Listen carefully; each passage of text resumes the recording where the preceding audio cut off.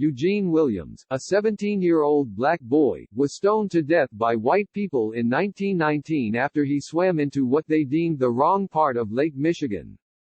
In response, black people in Chicago rose up in protest, and white people attacked them. More than 500 people were injured and 38 were killed. Afterward, the city convened a commission to study the causes of the violence. The commission found systemic participation in mob violence by the police. Khalil Muhammad, a professor of history, race, and public policy at Harvard Kennedy School and author of the book The Condemnation of Blackness, Race, Crime, and the Making of Modern Urban America, told Vox. When police officers had the choice to protect black people from white mob violence, they chose to either aid and abet white mobs or to disarm black people or to arrest them. In the process of compiling the report, white experts also testified that the police are systematically engaging in racial bias when they're targeting black suspects, Muhammad said.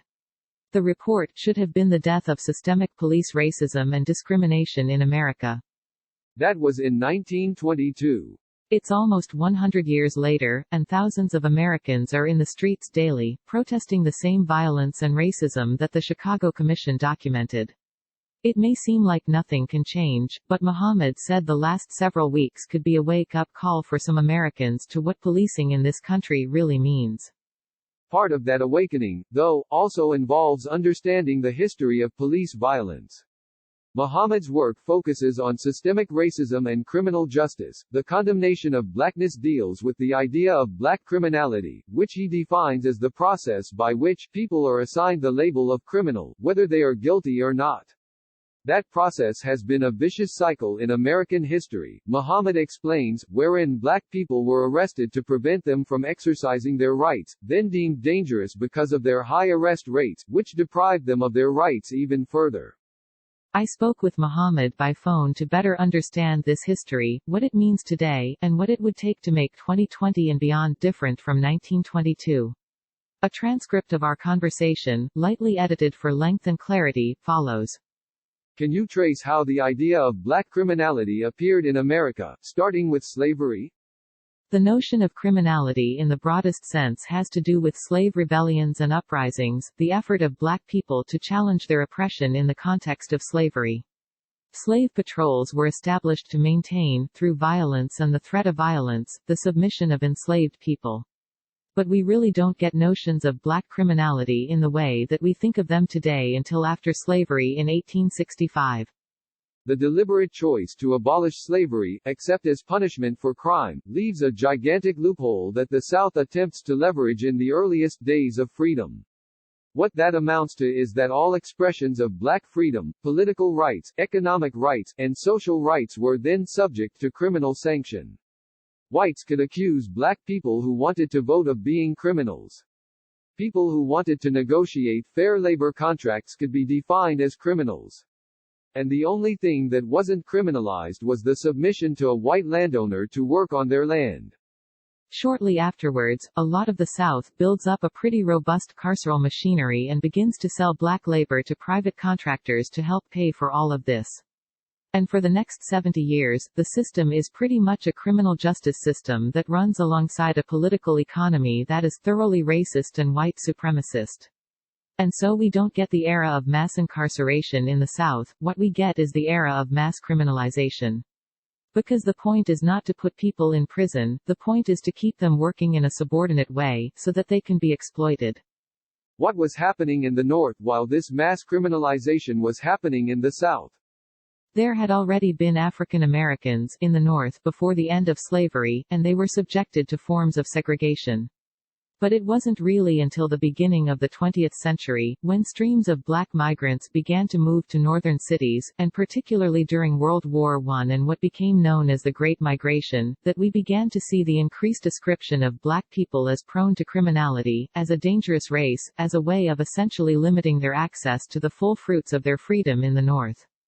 Social science played a huge role. What we'd call today academic experts, of one kind or another, were part of the effort to define black people as a particular criminal class in the American population. And what they essentially did was they used the evidence coming out of the South, beginning in the first decades after slavery. They used the census data to point to the disproportionate incarceration of African Americans. They were almost 3 times overrepresented in the 1890 census in Southern prisons. So that evidence became part of a national discussion that essentially said, well, now that black people have their freedom, what are they doing with it? They're committing crimes, in the South and in the North, and the census data is the proof. And so people began to build on that data and add to it. Police statistics began to become more important in determining how black people were doing, whether they were behaving or not. We quickly moved from census data to local data, from south to north, and we begin to see the consolidation of a set of facts that black people have a crime problem. So it's a cycle. Black people were incarcerated in the South, and because they were incarcerated, this whole theory that black people were criminal was built on top of that? That's exactly what I'm saying. Of course, there's no footnotes or asterisks to what was happening in the South. People just take the data at face value, kind of like people take the data at face value today. They just look at the data and say, oh, well, of course, look what's happening in these communities. How do we see these attitudes about black criminality play out in policing around the country, leading up through the 20th century to the present? Once we have the consolidation of the fact that crime statistics prove nationally, everywhere, that black people have a crime problem, the arguments for diminishing their equal citizenship rights are national. They're not just Southern any longer. And they're at every level of society, local, state, federal. They are existing in cultural products like The Birth of a Nation, the first truly major Hollywood film release. Black criminality becomes the most dominant basis for justifying segregation, whether legal or by custom, everywhere in America. It had already defined the heart of the Jim Crow form of segregation, but it really begins in the Great Migration period to shape the maldistribution of public goods for black people, access to neighborhoods, access to schools, access to hospitals, access to forms of leisure. And, of course, all of these restrictions are enforced by white citizens but most especially by local law enforcement, by police officers. In the South, police were less on the front lines because there were fewer of them. There was more vigilante enforcement of white supremacy. A white man really could shoot a black man or woman down in the middle of the street and get away with it. That was less likely to happen in the North. What was more likely to happen was for a white resident to simply call the police. The same basic idea that in white spaces, black people are presumptively suspect, is still playing out in America today. The idea that police officers should prevent crime in black communities, rather than simply policing the borders of black communities, is what gave us stop and frisk, which actually is not just from the 1990s or inspired by broken windows policing, but versions of it were playing out very officially in the 1960s. And by looking at the archives, which I've done in my book, and officially and unnamed, going back to the 1910s and 20s. So this idea that you can prevent crime in a community where the crime statistics say a lot of crime happens, and presume that a certain demographic of black men, especially in that community, are likely criminals, that logic begins as early as the 1960s. And it's still playing out. While that pattern played out, one of the things that happens during Prohibition is that the manufacturing and distribution of alcohol creates this massive underground economy, which is now being regulated by white ethnic men who don't sue each other in civil court, but actually shoot at each other when they're competing over the spoils of bootlegging. And a lot of that action is deliberately put in black communities. The speakeasies, the corruption is hidden within black communities. Everyone is complicit in this, the bootleggers are complicit, the police are complicit. The only people who aren't complicit are everyday working-class black people who don't want what's happening in their communities to be happening. The effect of that is to produce yet another battery of crime statistics coming out of northern cities that shows high rates of arrest of black people during the Prohibition period, when in fact, they're being targeted for political clampdowns of overwhelmingly white underground activity. It's just remarkable. And yet again, the white public doesn't read any footnotes or get any asterisks to it. What they get is evidence of disproportionate numbers of arrests in the black community during a time where just about everybody knew who was behind bootlegging. But black people, black reformers, black activists, black scholars, black journalists, were always documenting what was happening to them. They were always resisting, and they made some headway, beginning in the 1920s, around calling attention to systemic police racism and discrimination. That's the next thing I wanted to ask about. I know that you wrote about this a little bit in your Washington Post op-ed last year. Talk to me a little bit about the history of protests against racist policing. The earliest days of the civil rights movement were focused on the problem of lynching. The NAACP literally begins because of lynching. And one reason was because of the threat of lynching in the North. It's not to say that the progressives who founded the organization in 1910 didn't care about lynching that had been going on in the South. But it was kind of like a George Floyd moment. It was like, holy smokes, if this can happen in Springfield, Illinois, where a lynching had occurred in 1909, then we've got to draw a line in the sand. Alongside their focus on racial violence in the earliest days, they also began to pay attention to police violence, particularly in the North, because the NAACP leadership was in northern cities. It was headquartered in New York. And so what was happening in their own backyards was more like systemic police violence than lynch mobs. And that began the process, particularly for W.E.B. Du Bois, who establishes kind of a police blotter, or let's call it a police brutality blotter, and the primary magazine for the organization. Ida B. Wells, who was also another founder of the NAACP, begins to organize around police violence and other forms of racial violence in those cities. African Americans themselves start to resist policing and call attention. Ministers, teachers, bricklayers, essentially what was the working and professional class of Black America at the turn of the 20th century, are very vocal, and they demand police reform. They demand accountability for criminal activity amongst the police, and they don't get any of it. By the 1920s, the first of a series of race riots erupts in East St. Louis, spreads to Philadelphia. Another one occurs in Chicago. The Chicago one is sparked by the death of a 17-year-old swimming in Lake Michigan who crosses an aqueous color line.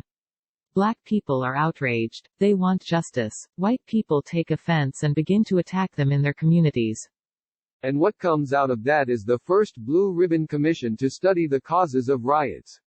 In that report, the Chicago Commission concludes that there was systemic participation in mob violence by the police, and that when police officers had the choice to protect black people from white mob violence, they chose to either aid and abet white mobs or to disarm black people or to arrest them. And a number of people testify, all of whom are white criminal justice officials, that the police are systematically engaging in racial bias when they're targeting black suspects, and more likely to arrest them and to book them on charges that they wouldn't do for a white man. This report in 1922 should have been the death of systemic police racism and discrimination in America. It wasn't. Its recommendations were largely ignored.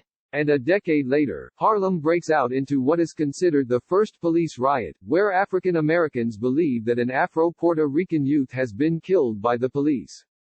Turns out he hadn't been, but the rumor that he had leads to a series of attacks directed towards white businesses in Harlem and against the police. And eventually, that uprising leads to the Harlem Riot Report in 1935. That report comes to the same conclusion, notes there needs to be accountability for police that need to be charged and booked as criminals when they engage in criminal activity. They call for citizen review boards and an end to stop and frisk, which they name in the report. And Mayor Fiorello LaGuardia, the mayor of New York, shelves it, doesn't do anything with it, doesn't even share it with the public. The only reason it ever saw the light of day was because the black newspaper, the Amsterdam News, published it in serial form.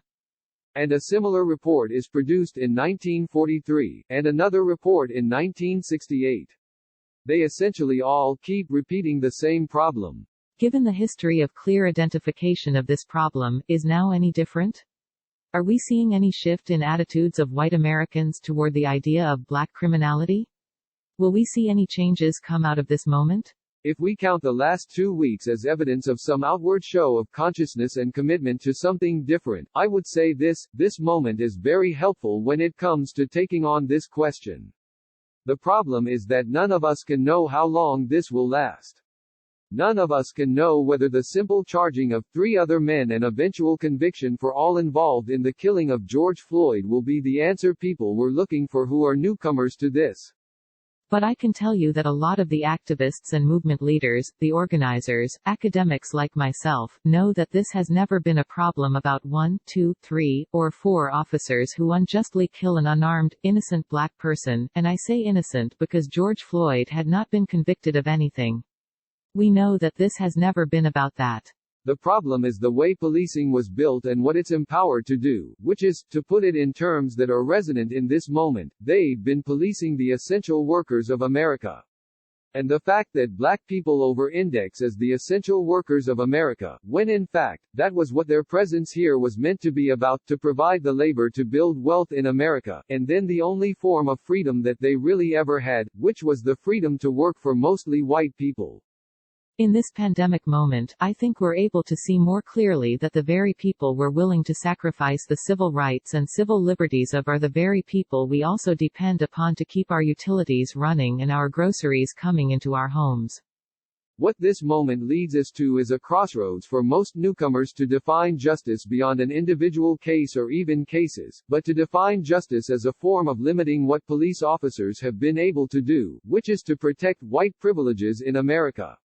Some people call that defunding the police. Some people call it abolition. But what it all means is that there should be less policing of Black America and more investment in the socioeconomic infrastructure of Black communities. And police officers are not the people to do that work. Support Vox's explanatory journalism. Every day at Vox, we aim to answer your most important questions and provide you, and our audience around the world, with information that has the power to save lives. Our mission has never been more vital than it is in this moment, to empower you through understanding. Vox's work is reaching more people than ever, but our distinctive brand of explanatory journalism takes resources, particularly during a pandemic and an economic downturn. Your financial contribution will not constitute a donation, but it will enable our staff to continue to offer free articles, videos, and podcasts at the quality and volume that this moment requires. Please consider making a contribution to Vox today.